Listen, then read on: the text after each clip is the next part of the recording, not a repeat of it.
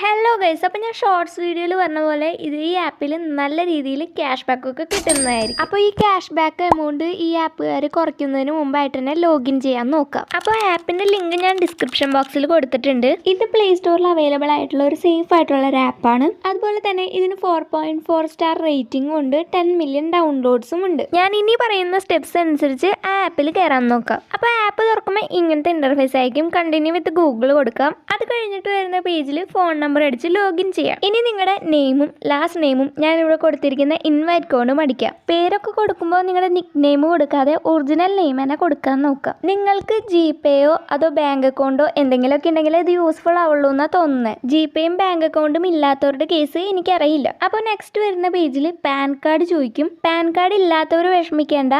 I don't have A pan card എന്ന option click ചെയ്തിട്ട് വരുന്ന പേജിൽ ആധാർ നമ്പർ ടൈപ്പ് ചെയ്ത് കൊടുത്താൽ മതി. ഇനി പാൻ കാർഡ് ഉള്ളവരാണെങ്കിൽ ഈ സ്പേസിൽ പാൻ കാർഡ് എൻ്റർ ചെയ്ത് കൊടുത്തിട്ട് നെക്സ്റ്റ് അടിക്കാം. അപ്പോൾ ലാസ്റ്റ് പ്രൊസീജിയർ ആയിട്ട് ഒരു സെൽഫി വെരിഫിക്കേഷനും കൂടി ഉണ്ട്. നിങ്ങൾ തന്നെയാണെന്ന് അറിയാൻ വേണ്ടിയിട്ടാണ്. അത് ഞാൻ ഈ വീഡിയോയിൽ കൊടുത്തിട്ടില്ല. ആ പ്രൊസീജിയർ കൂടി കഴിഞ്ഞ് കഴിഞ്ഞാൽ നിങ്ങൾക്ക് ആപ്പിൽ ലോഗിൻ ആവുന്നതാണ്. ഇനി നിങ്ങൾക്ക് ജിപേക്ക് പകരം ഇതിലൂടെ പേയ്മെൻറ്റ്സ് ഒക്കെ ചെയ്യാവുന്നതാണ്. ഓരോ പ്രാവശ്യം ചെയ്യുമ്പോഴും ഒരു ഗെയിം കിട്ടും.